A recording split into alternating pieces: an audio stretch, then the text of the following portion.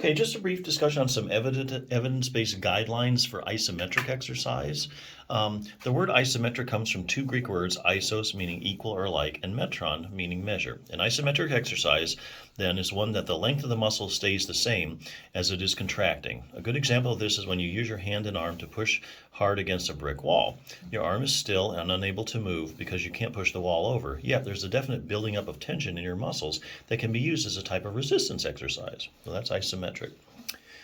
But can something so simple as pushing on an immovable object really make one stronger? You bet it can. Many randomized controlled trials have proven beyond a shadow of a doubt that isometric exercise can greatly improve the strength of the big leg muscles, as well as smaller upper body muscles.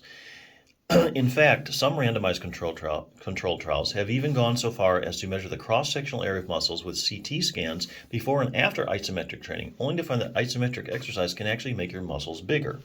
So this is really something that, you're pushing against something, contracting the muscle, your arm's not going anywhere, but because you're building up that tension, it's a strengthening exercise. And as these randomized controlled trials prove, and randomized controlled trials are the highest form of proof in medicine that a treatment or something is really effective, are proving, hey, it can even make your muscles bigger. So with all this going forward, I've chosen to include a few isometric exercises in the book specifically for those readers who have such a painful shoulder that they can hardly lift it up or move it around at all. This would be, for example, someone has recently torn their rotator cuff.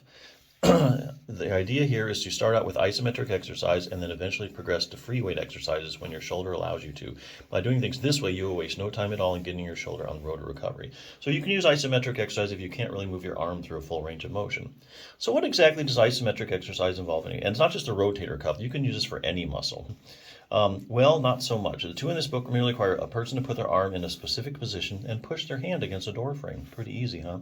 Now, as far as how long and how many times you push, as well as how often, we'll once again be using evidence-based guidelines taken straight from randomized controlled trials, which have proven that isometrics can truly increase muscle size and strength. So they are, and this is from the randomized controlled trial, push as hard as you comfortably can for 3 seconds.